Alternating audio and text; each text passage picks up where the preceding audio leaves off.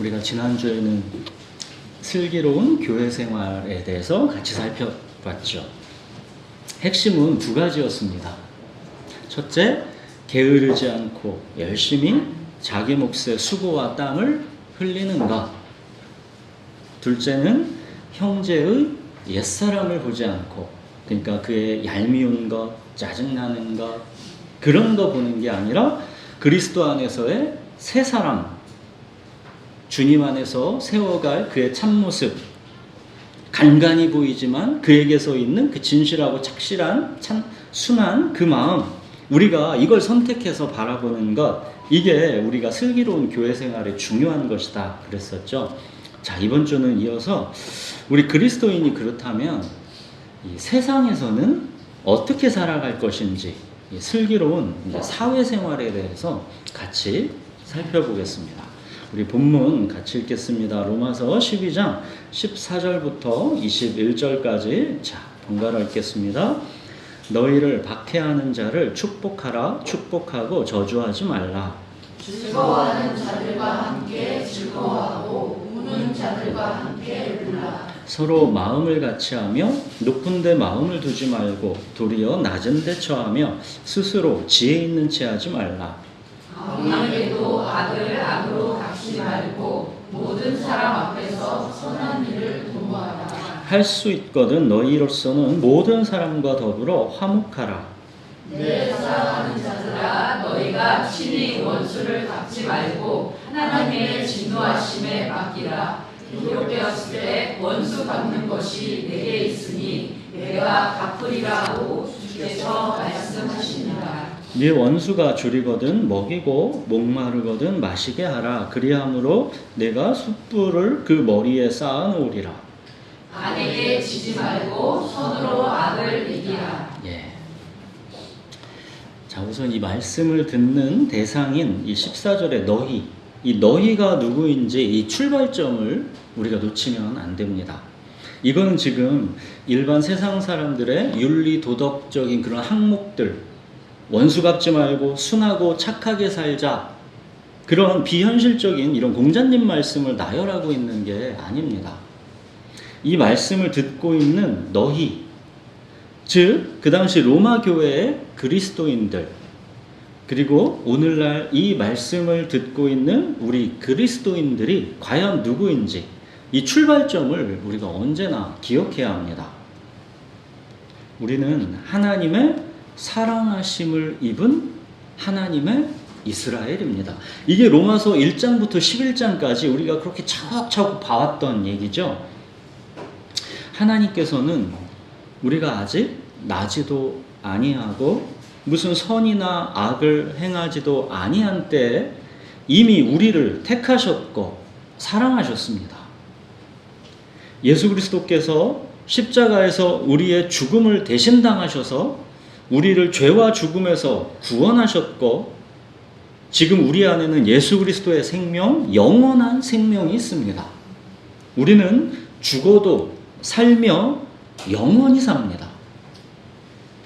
우리 모습은 여전히 죄와 슬픔과 고통, 부족함과 연약함, 신음과 탄식이 많지만 그 모습 가운데서도 이제 목자이신 주님께서 우리의 모든 삶을 주권적 은혜로 인도하시고 모든 것이 다 합력해서 선을 이루게 하십니다.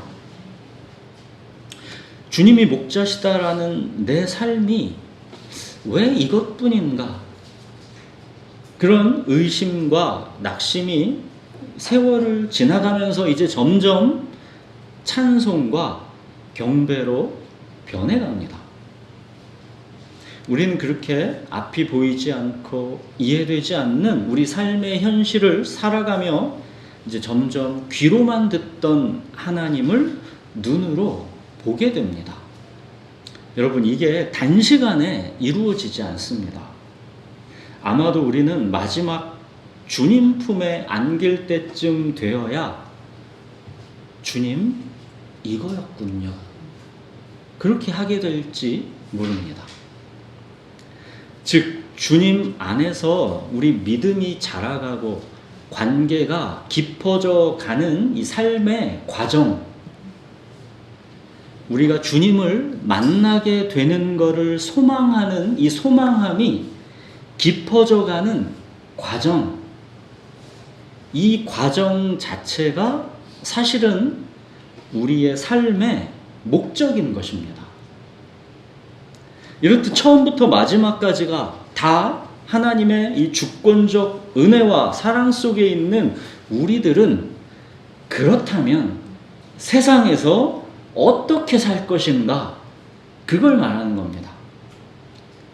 자, 참 이상하죠? 전능하신 하나님께서 우리의 목자이신데 어째서 우리를 보내신 변화산 아래에서의 우리의 삶의 현실 속에서는 우리를 박해하는 원수와 우리를 고통스럽게 하는 악이 있는가, 이 실체가 왜 있는가 하는 것입니다.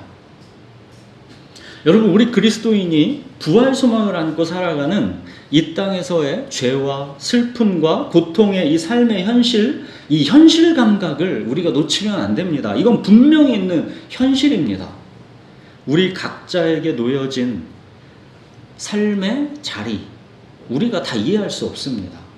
왜 우리를 박해하는 원수들이 있는지, 우리를 고통스럽게 하는 악의 문제가 있는지, 왜 온갖 죄와 슬픔과 고통의 문제들이 우리를 둘러싸고 있는지, 이거를 다 설명하고 이해하려고 한다라는 것은 무지한 말로 이치를 가리는 것입니다. 자, 여러분, 어떤 삶이 좀 더 낫고 쉬운 조건이고 어떤 삶이 더 어렵고 힘든 조건인지 그 차이는 우리가 다 이해 못합니다. 각자 놓여진 삶의 자리가 다를 뿐입니다. 몸도 건강하고 경제적으로도 부유하고 자식들도 다 잘 돼서 성공하고 집안도 화목하고 다른 아무 문제도 없다며, 정말 이런 조건도 있을 수 있겠죠. 자, 그렇지만 이게 과연 그리스도인에게 무조건 우월한 삶의 조건일까요? 그런 조건 갖고 싶죠? 그게 진짜 근데 그리스도인에게 무조건 우월한 삶의 조건일까요? 아니, 하나님께서 그리스도인을 이 땅에 남겨두시면서 이런 삶의 자리에 놓아두실까요? 저는 솔직히 잘 모르겠습니다. 그런 삶의 자리에서 사랑은 모든 것을 참으며 모든 것을 믿으며 모든 것을 바라며 모든 것을 견디느니라. 이게 열매로 맺어지겠습니까? 사랑, 평안, 인내, 충성, 온유, 절제, 이런 성령의 열매들이 그런 토양에서 맺어지겠습니까? 자, 오히려 박해하는 원수가 있고 온갖 악의 문제가 있고 죄와 슬픔과 고통이 있는 그 삶의 자리에서 오히려 이런 열매들은 더 맺어질 것 같지 않습니까? 환난이 아니고서야 우리가 어디서 어떻게 하나님께 영광을 돌릴 수 있겠는가? 하나님이 없다 하는 세상의 가치관, 인생은 우연일 뿐이고 이 땅의 삶이 전부다 하는 세상의 가치관, 이게 전부야, 이 땅이 전부야, 이 관점에서 보면 어떤 삶의 조건이 우월한지가 명확하죠. 그러나 모든 삶이 하나님의 주권적 은혜 안에 있다는 것을 우리가 알고 있고 믿음과 관계가 깊어져가는 우리의 삶의 과정, 주님을 소망함이 깊어져가는 과정, 고단한 이 과정 자체가 삶의 목적인 우리 그리스도인에게는 우리 각자의 삶의 자리가 다를 뿐이지 각자 삶의 처지와 형편에서 오는 이 삶의 조건에 우열은 없는 겁니다.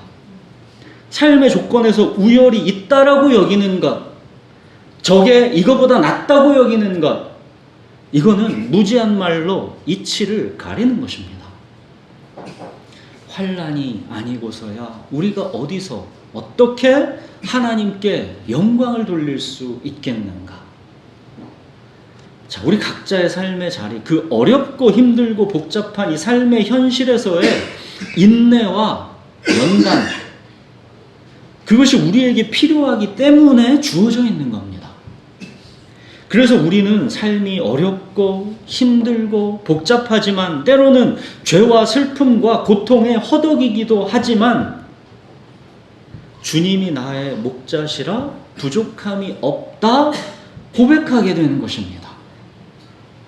여러분 잘 생각해 보십시오.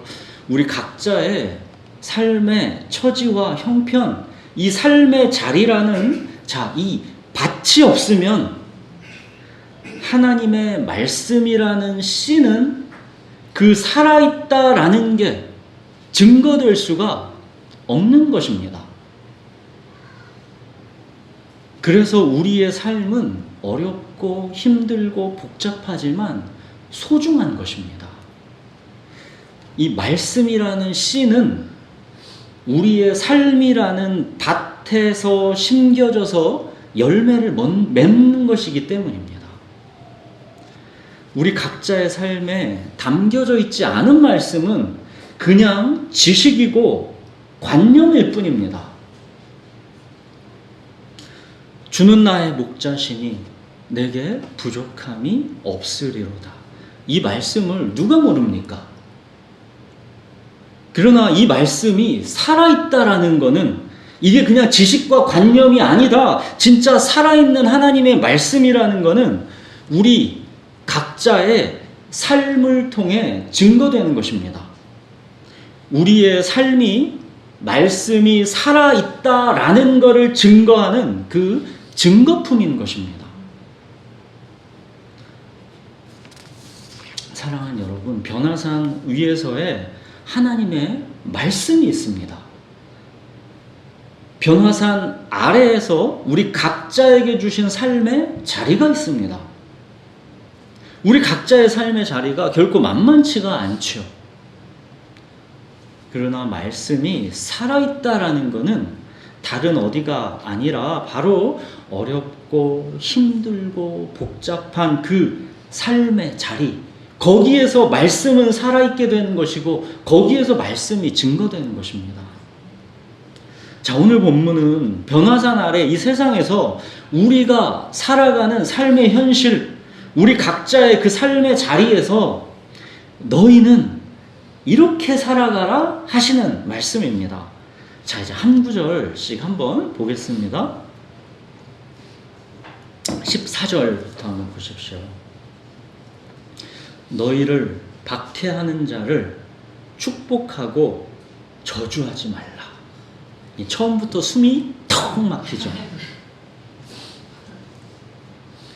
이거는 지키지도 못할 비현실적인 그런 윤리 도덕들을 말씀하는 게 아닙니다. 핵심이 뭡니까? 지금 여기서 핵심, 우리가 박해하는 자 축복하고 저주하지 말라는 지금 우리의 어떤 강인한 이 윤리 도덕적인 우리의 의지를 지금 말씀하시는 게 여기 핵심이겠습니까? 핵심은 그게 아니라 너희를 박해하는 자 또한 전능하신 하나님의 주권 속에서 너희 삶의 자리에 지금 위치해 있다라는 것을 잊지 말라는 겁니다. 너희를 박해하는 그가 주인공이 아니라 너희가 하나님께 주인공인 것이고, 너희를 박해하는 그는 너희를 하나님의 작품으로 빚어가는 조연들로 하나님께서 위치시킨 것이다 라는 겁니다. 우리가 종종 이거 말씀드렸죠. 그리스도인이라는 한 존재는 한편의 시다 그랬죠. 하나님의 마음과 생각과 뜻이 아주 정성스럽게 담겨있는 한편의 시, 그게 우리의 그리스도인의 한 존재입니다. 여러분, 시는 한편이라는 이 시 안에다가 불필요한 단어는 절대 넣지 않습니다. 고르고 또 골라서 가장 딱 알맞는 단어들을 정확한 위치에다가 시인은 두는 것입니다. 우리를 박해하는 그도, 우리의 삶을 지치고 힘들게 하는 어떤 사람이나 환경도 불필요한 단어가 결코 아니고 하나님께서 고르고 또 골라서 가장 딱 알맞는 단어로 그 정확한 위치에 두신 것이다 하는 겁니다. 원수를 보면 하나님께서 딱 맞는 그 단어를 내 한편의 이 인생이라는 시 가운데다가 여기 딱 두신 것이구나, 이걸 인식하라는 것입니다. 이스라엘, 그 뜻이 뭐라 했습니까? 하나님이 이기신다, 그 뜻이랬죠. 내 모든 삶은 하나님께서 주권적으로 다스리시고 결국 하나님의 뜻대로 다 이기실 것이다 하는 겁니다. 이렇듯 나를 박해하는 그는 하나님께서 나를 빚어가시기 위해 조연으로 위치시키신 것이니까 저주하지 말고 축복하라는 것입니다. 그는 나를 위한 조연이다라는 겁니다. 너를 돕는 자라는 겁니다. 그러니까 오히려 잘해주라는 겁니다. 자, 또 15절 보시면 즐거워하는 자들과 함께 즐거워하고 우는 자들과 함께 울라. 이 말씀은 이 민주당 원내대표였던 이 박찬대 의원 때문에 이게 많이 알려진 말씀이죠. 이 박찬대 의원이 중학교 때부터 신앙생활했던 그 안수 집사인데, 그가 정치를 시작하게 된 이유, 그리고 지금도 정치를 하고 있는 이유, 종종 나와서 이 말하죠. 즐거워하는 자들과 함께 즐거워하고 우는 자들과 함께 울라. 자기는 이 말씀 때문에 정치한다 그러는 겁니다. 이 즐거워하는 자들과 함께 즐거워하고 우는 자들과 함께 울라. 정말로 정치인들이 이 말씀대로만 정치하면 얼마나 좋겠습니까? 자, 이 말씀도 잘 보시면 이게 공감 이런 것도 중요한 것이지만 핵심은 그런 것보다도 핵심은 뭐냐? 하나님의 주권에 대한 순응입니다. 왜 그러냐면 하나님께서 지금 즐거워하는 자들과 함께 하게 하셨으면 성급하게 네 길 가려고 하는 거 그거 멈추고 지금 현재 즐거워하는 그들이랑 함께 있는 그 순간에 집중하면서 함께 즐거워하라는 겁니다. 혹여나 내 처지랑 비교해가지고 시기하거나 질투하지 말고, 또는 그의 즐거움을 하찮은 것으로 무시하지 말고 진심으로 함께 즐거워하라는 겁니다. 마찬가지로 지금 우는 자들과 함께 있게 하셨으면 가려던 네 길 조급하게 그거 막 가려고 신경 쓰지 말고 지금 그와 함께 있어주면서 같이 울라는 겁니다. 네 삶의 자리에 위치해 있는 사람들, 그들이 그냥 우연히 너와 마주친 게 아니라 하나님의 주권 속에서 너와 함께하게 하신 것이니까 네 갈 길, 네 시간, 네 목적에 갇히지 말고 지금 그 순간을 주님의 마음으로 그들이랑 함께하라는 것입니다. 이게 단순히 공감하라는 차원을 넘어서 지금 현재의 만남을 주님께서 주신 만남으로 받아들이라, 그런 더 깊은 의미가 있는 것입니다. 여러분, 예수님을 생각해 보십시오. 십자가에 달려 죽으시는 것이 삶의 목적이셨습니다. 그 엄중하고 긴박한 하나님께서 보내신 삶의 목적이 있는 예수님이셨지만, 예수님은 그냥 평범한 하루하루의 일상을 즐거워하는 자들과 함께 즐거워하셨고 우는 자들과 함께 우셨죠. 예수님이 즐거워하는 자들이랑 먹고 마시니까 종교적인 지도자들, 종교적인 그 사람들이 예수님 보고 뭐라고 그랬습니까? 먹고 마시고 즐거워하시는 예수님 보고 보라, 먹기를 탐하고 포도주를 즐기는 사람이요 세리와 죄인의 친구로다 비난했죠. 그들은 종교는 이게 현실과 분리되어 있던 겁니다. 자기가 갖고 있는 종교랑 현실이랑 분리되어 가지고 살아갔던 것이고, 예수님은 그냥 이 현실 자체, 평범한 일상 자체, 이거를 하나님 나라로 그 순간순간을 사셨던 겁니다.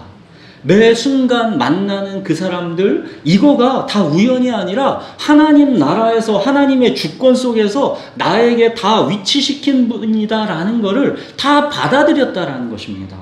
그러니까 가는 길이 급하신 분이고 엄중한 목적이 있으신 분이지만 그 순간순간을 다 그냥 먹고 마시는 거에 즐거움이 있을 때는 충실하게 즐거워하셨던 것이고, 우는 자들과 함께 있을 때는 또 그 안에서 함께 우셨다라는 것이죠. 예수님은 죽은 나사로 다시 살려내실 것 뻔하시지만 그 죽음에 사람들과 함께 애통하며 우셨지 않습니까? 즐거워하는 자들과 함께 즐거워하고 우는 자들과 함께 울라. 여러분, 우리가 이 말씀만 사회생활에서 이것만 잘 실천해도 사람들이랑 화목하게 잘 지낼 수 있습니다.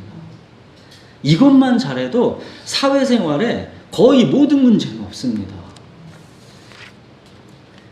이게 요즘 말로는 이런 거랑도 비슷합니다. 꼰대가 되지 말라. 우리 그리스도인들이 이게 은근히 꼰대가 되기 쉽습니다. 가짜는 막 금욕주의, 가짜는 도덕주의, 이런 틀에 우리가 갇히기가 쉽습니다. 마치 인생을 성경 한번 읽어놓고 내가 다 안다는 듯이 그렇게 삶을 이분법적으로, 도덕적으로 단순화시키기가 쉽습니다. 이 부모님들이 애들 보고 그러기가 쉽죠. 막 즐거워하는 애들을 보고 자기는 마치 그 수준보다 높은 위치에서 아휴 한심하고 철없는 것들 이러기가 쉽다는 것이고, 이 즐거워하는 애랑 함께 즐거워하지를 못하는 겁니다. 또 막 힘들다고 우는 애를 보고 라떼는 말이야 배가 불렀어 아주 내가 해봐서 다 아는데 이러기가 쉽다는 것입니다. 우는 자와 함께 울지를 못한다는 겁니다. 여러분, 예수님은 꼰대가 아니셨습니다. 우연인 듯 펼쳐지는 이 평범한 일상의 만남 속에서 즐거워하는 자들이랑 함께 즐거워하셨고 우는 자들과 함께 우셨습니다.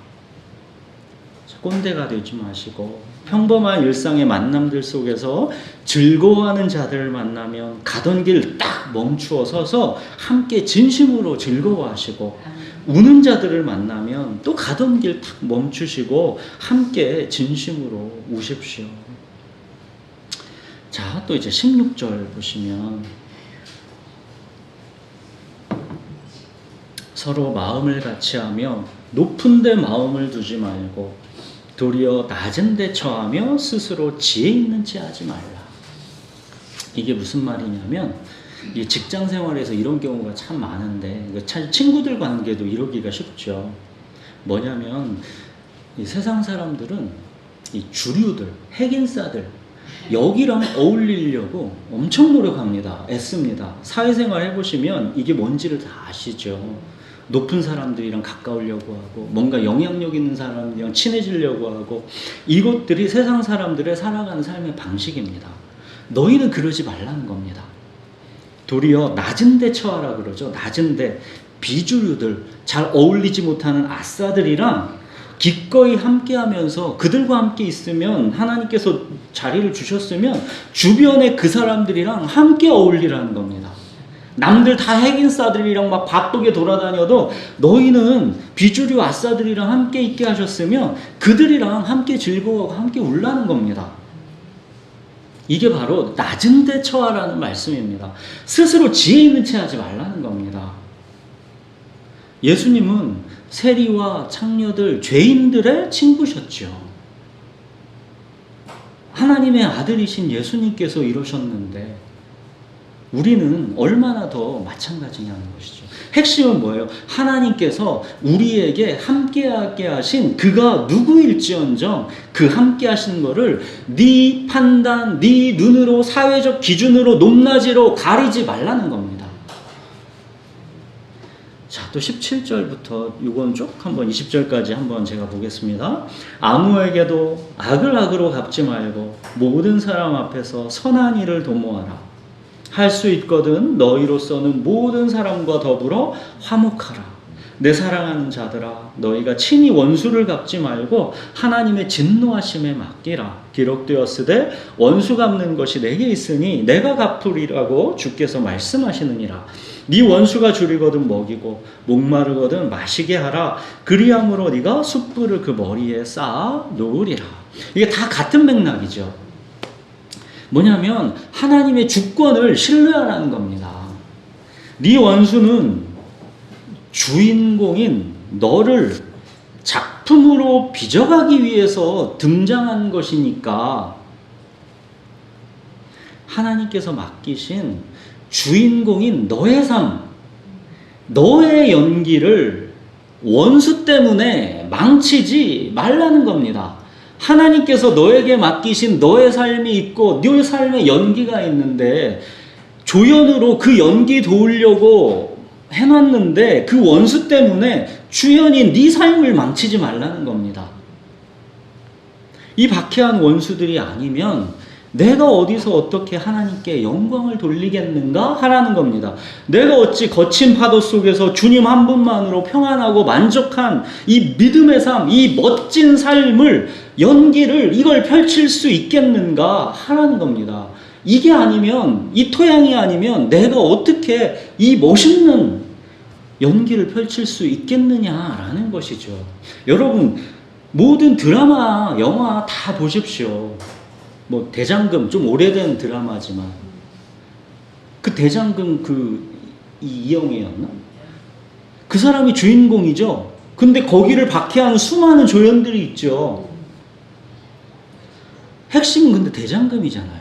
대장금이 그 원수들 틈에서도 거기에서도 아름답게 빛나잖아요.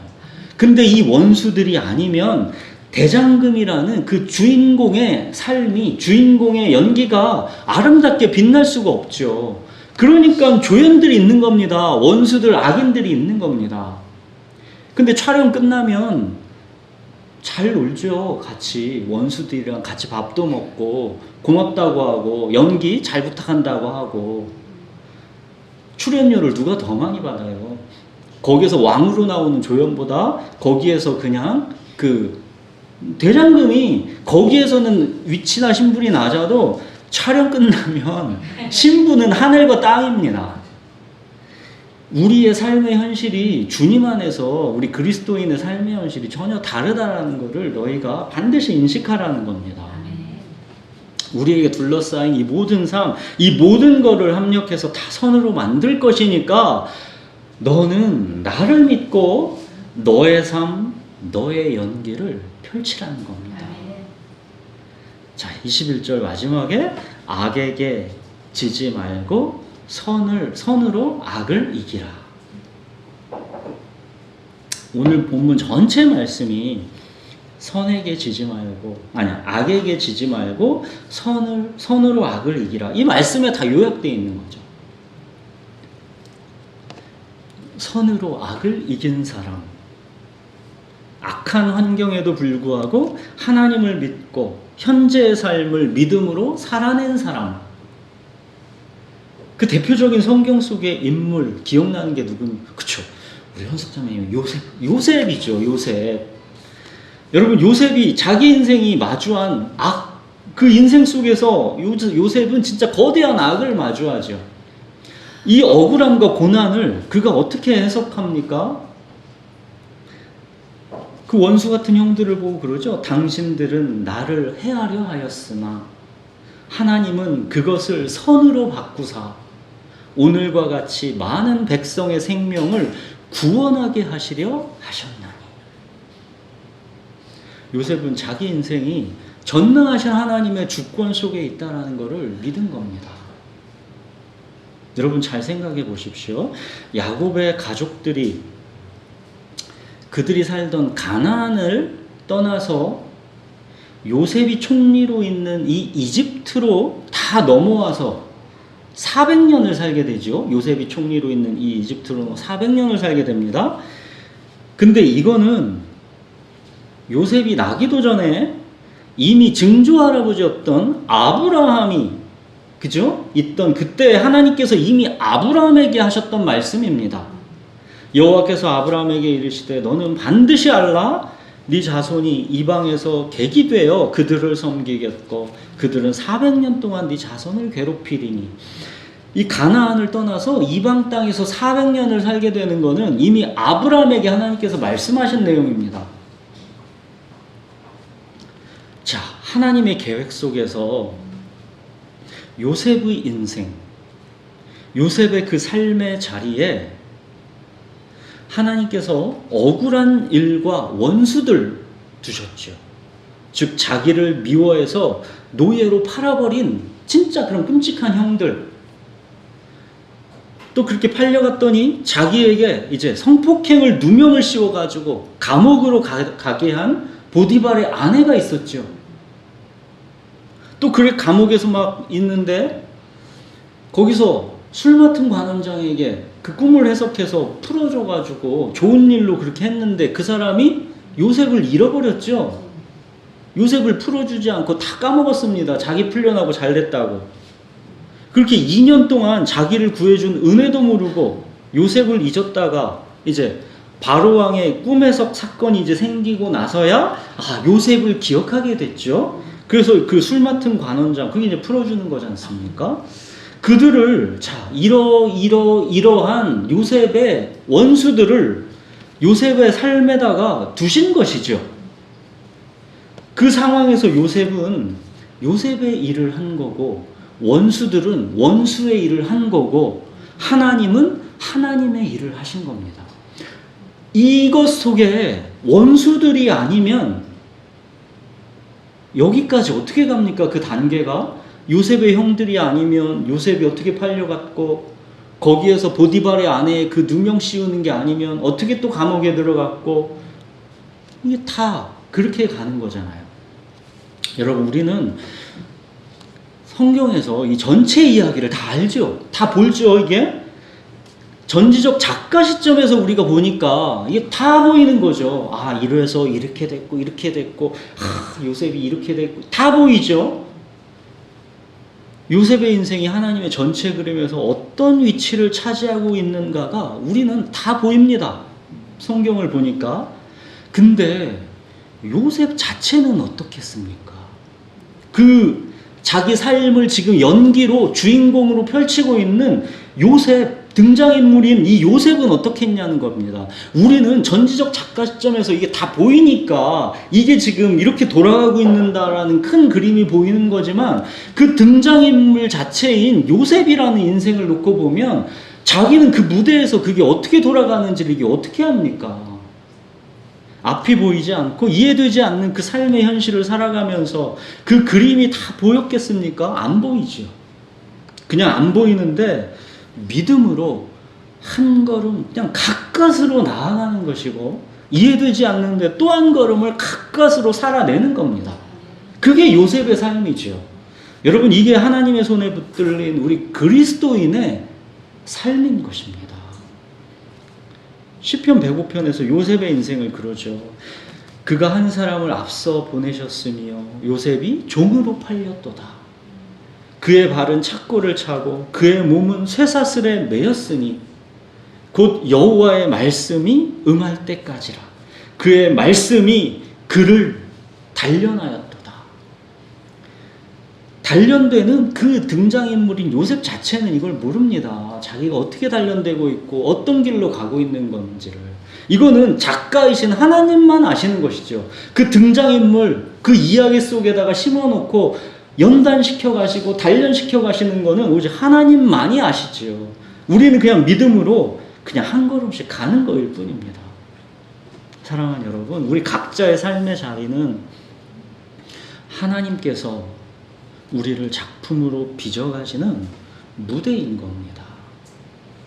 하나님께서 만드시는 만남과 이 상황, 이 리듬에 맞춰가지고 살아가십시오. 내 리듬으로 막 그렇게 살아가면 안 된다는 거예요. 물결을 타라는 겁니다. 수영하는 사람들도 물결을 타고 힘을 빼고 맡겨야 이 수영을 잘하는 사람이잖아요. 자기 힘으로 막 수영하려고 하면 얼마 못 가죠. 금방 물에 빠지고 지치고 허우덕거립니다. 리듬에 맞추라는 겁니다.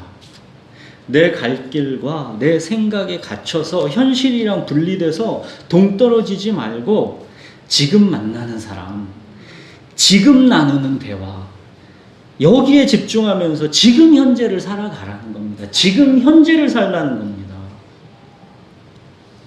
어렵고 힘들고 복잡한 삶을 지식, 관념 이런 걸로 단순화시켜가지고 꼰대가 되지 말라는 겁니다.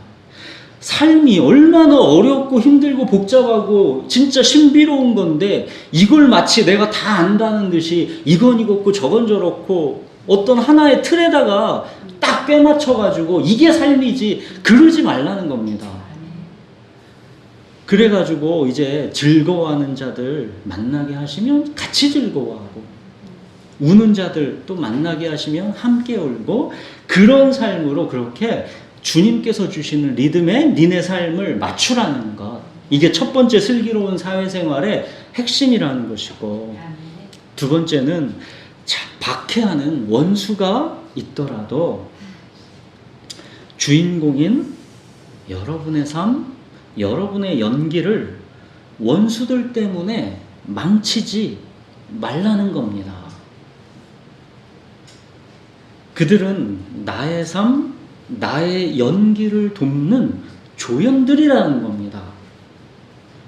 환난이 아니고서야 우리가 어디서 어떻게 하나님께 영광을 돌릴 수 있겠는가? 그렇게 우리의 삶을 믿음의 관점으로 바라보라는 것이죠.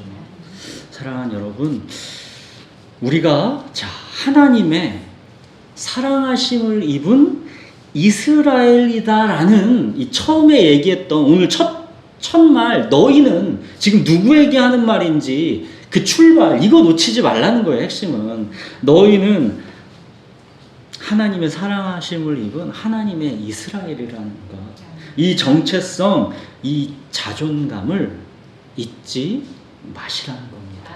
우리 기도하겠습니다.